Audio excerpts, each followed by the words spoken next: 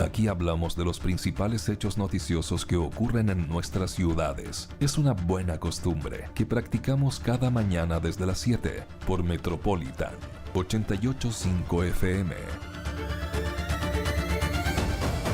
8 de la mañana con 24 minutos. Vamos rápidamente a comunicarnos con José Coronado, representante de los conductores de taxibuses del Gran Concepción. José, ¿cómo está usted? Muy buenos días. Muy buenos días, José. Hola, buenos días. Buenos días, Constanza. Buenos días, Álvaro. Oye, vamos rápidamente a comparar cifras. Desde la Seremia de Transporte dice que hay solo un 8% de adhesión a la movilización que ustedes han convocado, comparando este día con el día de ayer. ¿Cuál es la visión que tienen ustedes del resultado de su convocatoria a paro? Bueno, antes que todo, saludar a sus auditores. Muchas gracias. Y pedir disculpas por las molestias que se van a causar hoy día, pero era necesario. Las cifras que maneja el Ceremi no pueden parecernos extrañas y le vamos a dar toda la razón. Porque el paro está anunciado para las 11 de la mañana, a partir de las 11 de la mañana. Perfecto. La mayoría de las líneas que van a movilizarse se acordó que se hicieran los primeros turnos en la mañana, para trasladar a las personas, a los estudiantes. ¿Ya? Recuerden que esta es una movilización ciudadana, es una marcha, ¿cierto?, que hace la ciudadanía, no los conductores. ¿Ya? Los conductores no pueden parar porque tienen muchas restricciones y persecuciones dentro de sus trabajos. Eso está demostrado, eso ha sido siempre así.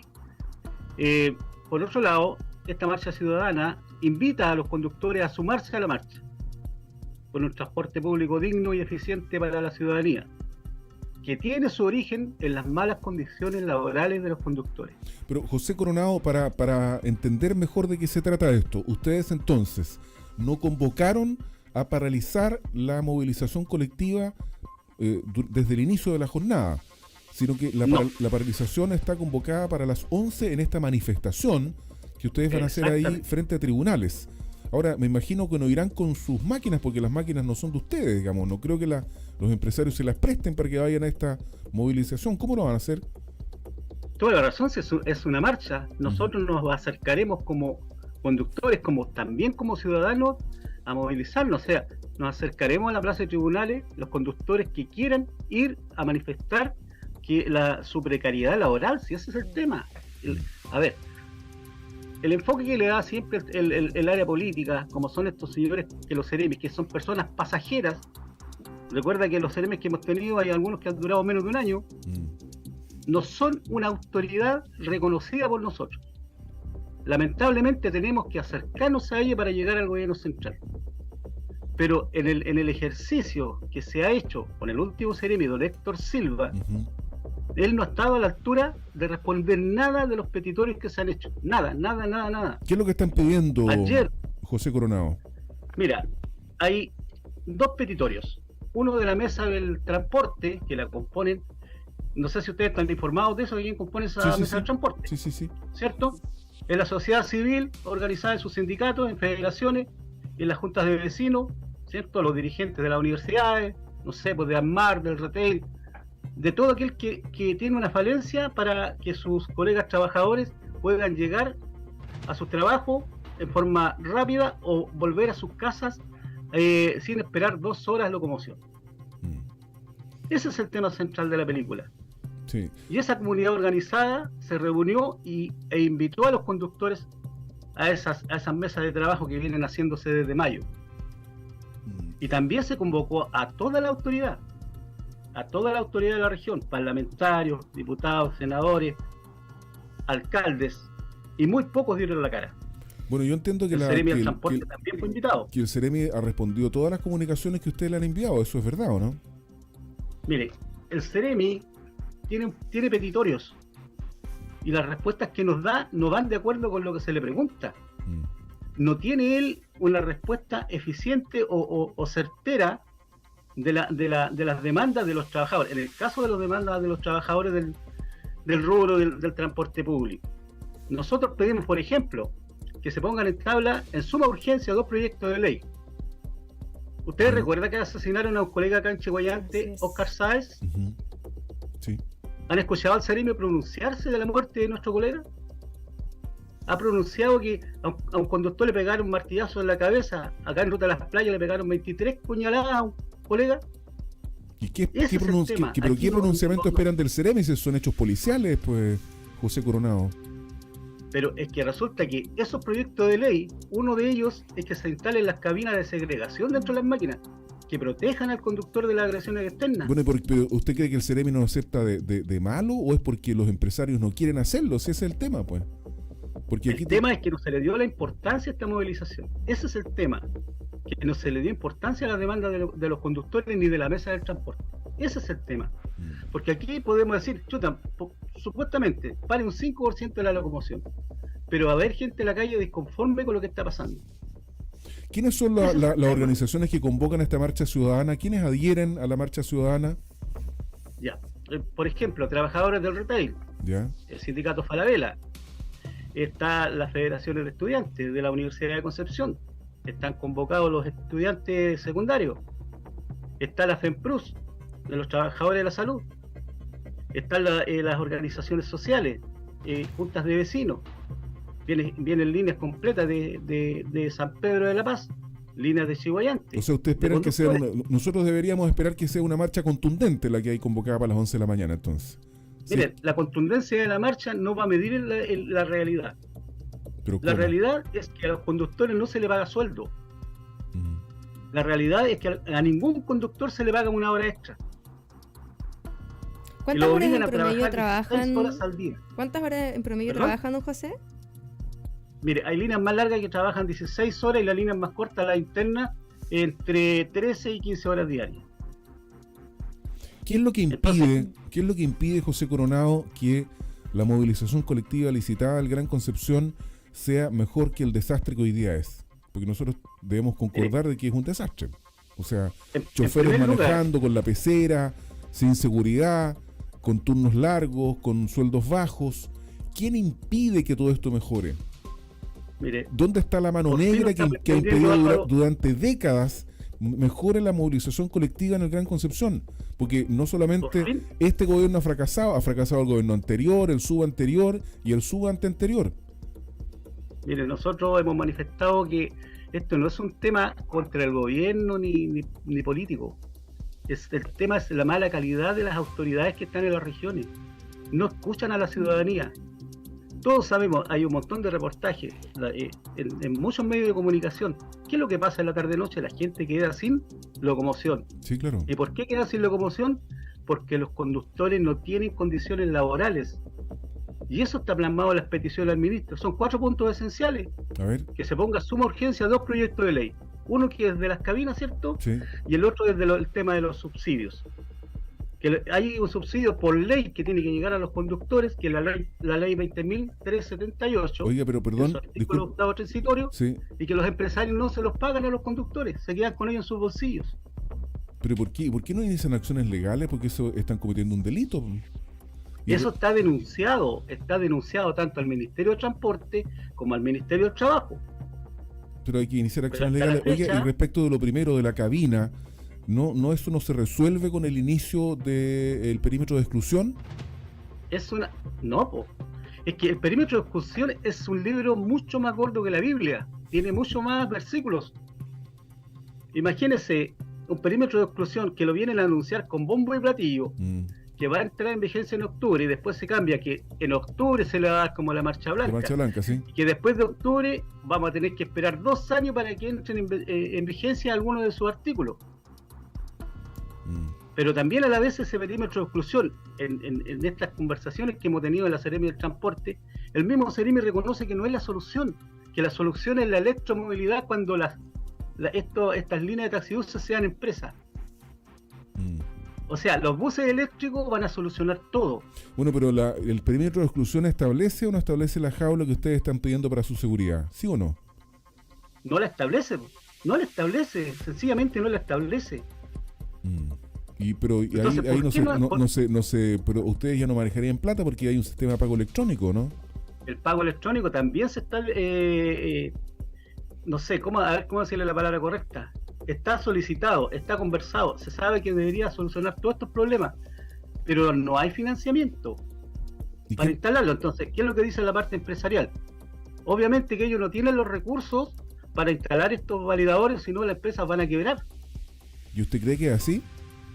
No, pues si están siendo subsidiados por todo. Obvio, pues, entonces, ¿por qué no lo hacen? Porque la autoridad de turno no tiene las competencias acá en la región, la tiene el gobierno central. Pero la información que le llega al gobierno central es otra. Mire, yo lo voy a enviar para otro lado al punto.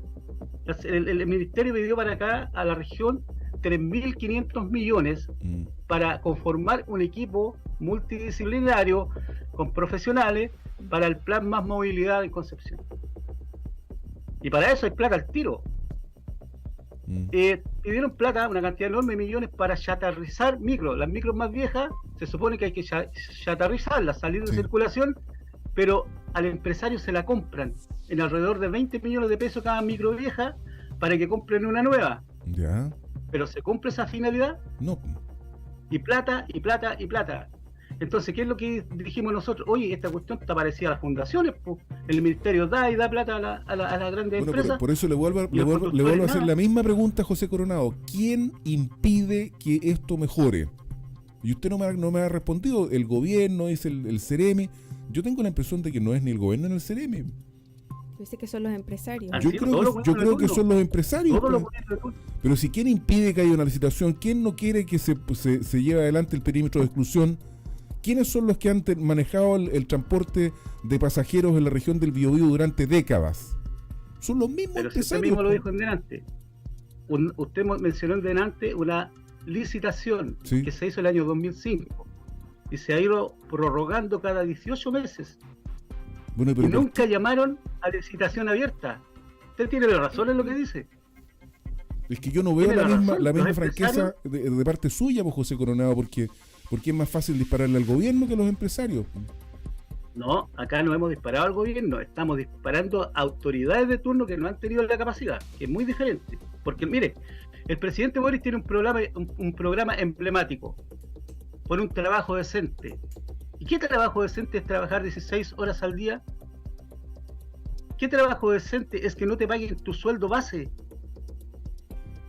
Y te obliguen a competir con un boleto con tu compañero, con tu amigo, con tu colega, con todos los riesgos que ellos suponen, exceso de velocidad, no respetar las normas del tránsito. Bueno. Entonces, esta cosa es grave, pero siempre se maneja, así como lo dijo el CEREMI ahora, un 8%. O sea, yo creo que acá, pero ¿por qué no dice él, oye, los conductores están en malas condiciones laborales y es justa que estén reclamando sus derechos? ¿Por qué no dice, yo no tengo las atribuciones para solucionar esto? Me gustaría ayudarlo. Claro. Yo creo, ¿por qué minimiza esta movilización? Yo creo, don José, que efectivamente acá hay varios puntos que usted levanta, ¿cierto? Que son relevantes y estoy de acuerdo con Álvaro y con usted. Creo que efectivamente tiene que ver con un tema de gestión del gobierno, pero también con un tema que tiene que ver directamente con los empresarios y la calidad de vida que entregan a sus trabajadores. O sea, en el fondo, si tuviésemos buenos empresarios que se preocupan por el bienestar y por el bienestar y por las condiciones laborales que se entregan, sería muy distinto. Y también es menester del gobierno, ¿cierto?, o de las autoridades políticas, resguardar que esa normativa efectivamente se esté cumpliendo. Por otra parte, también creo que toda esta situación nos afecta a nosotros como usuarios del transporte público. O sea, a mí muchas veces me ha pasado, por ejemplo, que debido a esta competencia que se genera, pero porque está en las bases del sistema público en Concepción, del transporte público en Concepción, de que efectivamente ustedes están compitiendo porque ganan a porcentaje, ¿cierto? Que muchas veces no paran en algunos paraderos, o cuando son, por ejemplo, yo como trabajo en la Universidad de San Sebastián, muchas veces afuera de la universidad, como son principalmente estudiantes, ¿cierto?, pasan de largo porque efectivamente es una tarifa más barata que probablemente a ustedes les deja menor porcentaje de ganancia. Pero está subsidiado, po.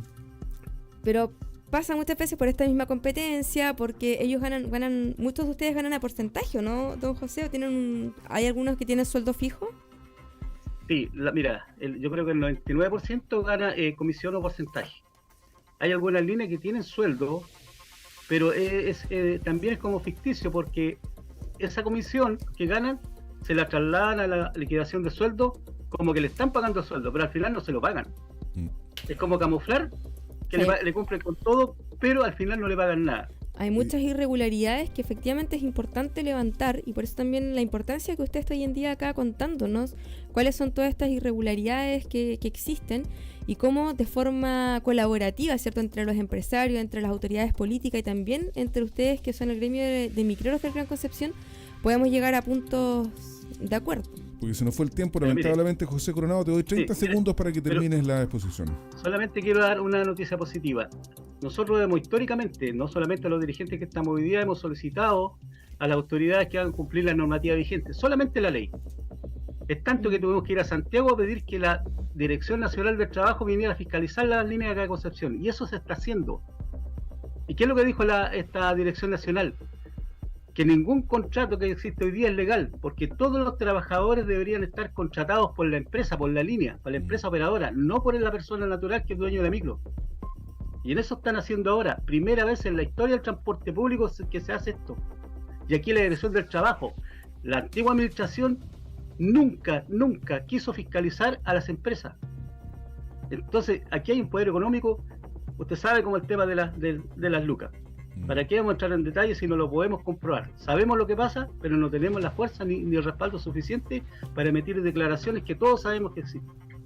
Y lo importante es que hasta el día de hoy el conductor está obligado a trabajar 16 horas diarias, y este perímetro de exclusión, en todas las partes donde está en funcionamiento, en Antofagasta, en Valparaíso, aquí en la vecina comuna de Tomé, en Chillán, no ha solucionado. Todo lo contrario, ha precarizado más el trabajo del conductor. Y segundo, revisen si tienen contrato los trabajadores de las partes que yo les digo.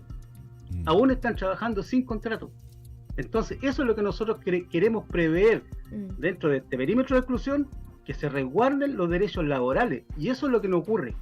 Es por eso que le llaman los conductores. El perímetro de exclusión en sí es bueno.